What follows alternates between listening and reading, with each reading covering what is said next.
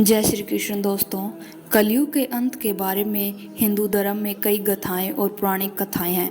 उनमें से एक प्रमुख कथाओं में कहा गया है कि कलयुग का अंत भगवान विष्णु के 10वें अवतार यानी कल्कि अवतार के प्रकट होने पर हो। लेकिन दोस्तों, रामचरितमानस के अनुसार कलयुग के पापों ने सब धर्मों को ग्रस्त कर दिया है। आध्यात्मिक ग्रंथ लुप्त हो गए हैं और ज्ञानियों ने अपनी बुद्धि से कल्पना करके बहुत से पंथ प्रकट कर दिए हैं। स्वामी तुलसीदास जी श्रीमद् भागवत गीता व रामायण के अनुसार ही रामचरित के उत्तरकांड में काकभीषुंडी का प्रोजनम कथा व कली महिमा का वर्णन करने का उल्लेख करते हैं। कई हजार वर्ष पूर्व ही भागवत जी जिस विस्तार से कलयुग का वर्णन किया है वो हमारी आंखें खोलने के लिए काफ़ी है। आज संदर्भ उसी वर्णन के अनुसार घटनाएं घट रही हैं और आगे भी जो लिखा है वैसा ही घटेगा, ऐसा प्रतीत होता है। तो आइए दोस्तों, मिलकर जानते हैं धर्म ग्रंथों में कलयुग का क्या वर्णन मिलता है और ये कब और कैसे समाप्त होगा। दोस्तों, कलयुग यानी कालयुग, कलेह और क्लेश का युग, जिस युग में सभी के मन में असंतोष हो और सभी मानसिक रूप से दुखी हो, वही युग कलयुग है। इस युग में धर्म का 1/4 अंश ही रह जाता है। कलयुग का प्रारंभ 3102 ईस्वी पूर्व में हुआ था। श्री भगवत गीता के पुराण और भविष्य पुराण में कलयुग के अंत का वर्णन मिलता है। कलयुग में भगवान कल्कि का अवतार होगा जो पापियों का संहार करके फिर से सतयुग की स्थापना करेंगे। कब होगा कलयुग का अंत? 3102 ईस्वी पूर्व 5 ग्रह यानी मंगल, बुध, शुक्र, बृहस्पति और शनि मेष राशि पर 0 डिग्री पर रुक गए थे। कलयुग तभी से प्रारंभ हुआ और अब कलयुग का प्रथम चरण ही चल रहा है। हमारे पुराण ग्रंथों में कलयुग की अवधि और समाप्त कैसे होगा, इसका व्यापक वर्णन किया है। दोस्तों, कलयुग की अवधि 12 वर्ष दिव्य बताई गई है, जिसमें मनुष्य का 1 महीना पितरों के 1 दिन रात के बराबर होता है। वहीं मनुष्य का 1 वर्ष देवताओं के 1 दिन रात के बराबर होता है। मनुष्य के 30 वर्ष देवताओं के 1 महीने के बराबर होता है। कलयुग की अवधि 12 वर्षीय दिव्य बताई गई है। इस हिसाब से कलयुग का काल 4,32,000 साल लंबा चलेगा। दोस्तों, इसका मतलब है कलयुग के 3102 प्लस 2016 यानी 5118 वर्ष बीत चुके हैं और 42,67,082 वर्ष अभी बाकी हैं। मनुष्य के 64 लाख यानी 4000 वर्ष देवताओं के 2400 वर्ष के द्वापर युग के बराबर हैं। तो वही त्रेता युग 3600 दिव्य वर्ष का होता है, जिसमें मनुष्य के 12,96,000 वर्ष आते हैं। कलयुग बाकी सभी युगों से छोटा है। यह एक द्वापर युग में 2400 दिव्य वर्ष या फिर 86,64,000 वर्ष मनुष्य के वर्ष आते हैं और वहीं त्रेता युग में 3600 दिव्य वर्ष 12,96,000 वर्ष आते हैं।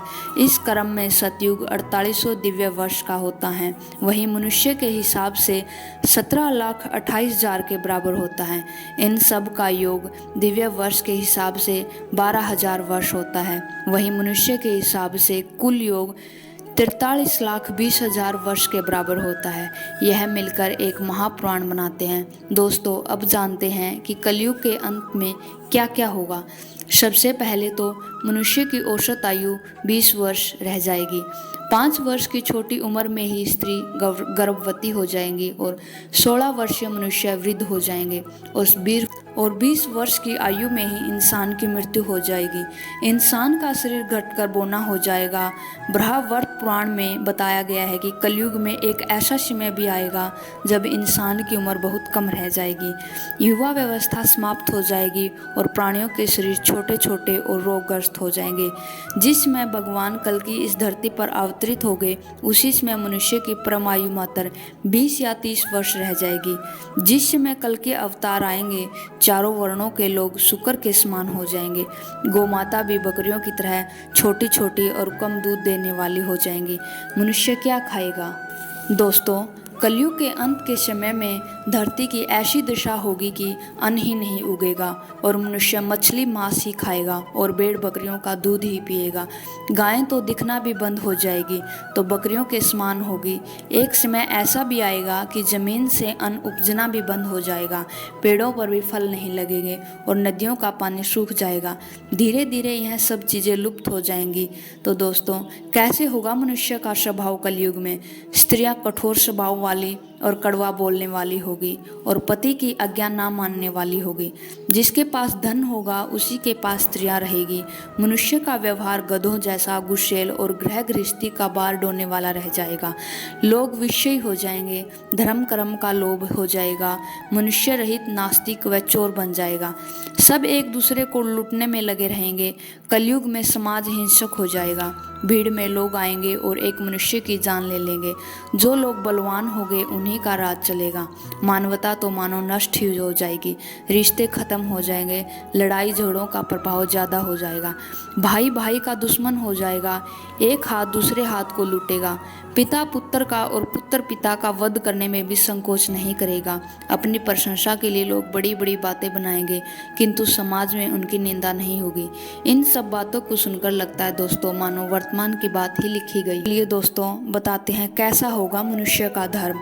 कलयुग में इंसान शास्त्रों से विमुख हो जाएगा। अनैतिक साहित्य ही लोगों को पसंद आएगा।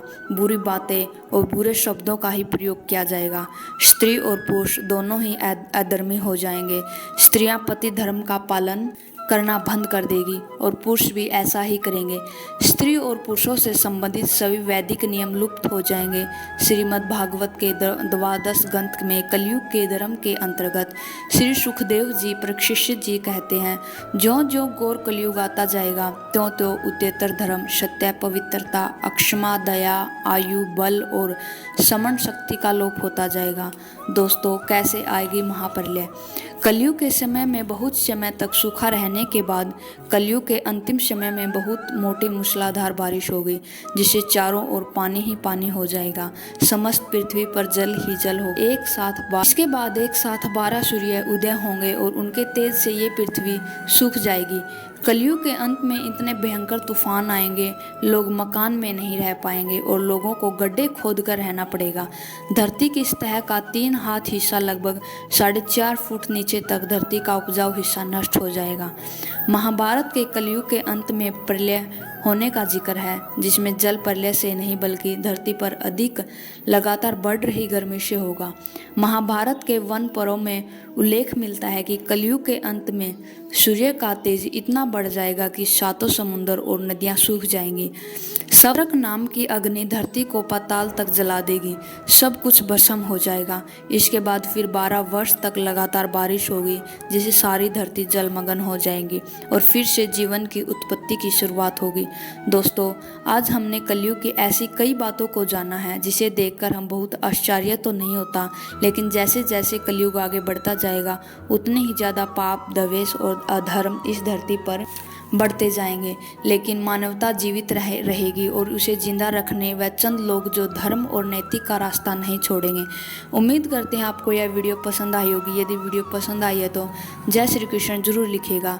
जय श्री कृष्ण दोस्तों।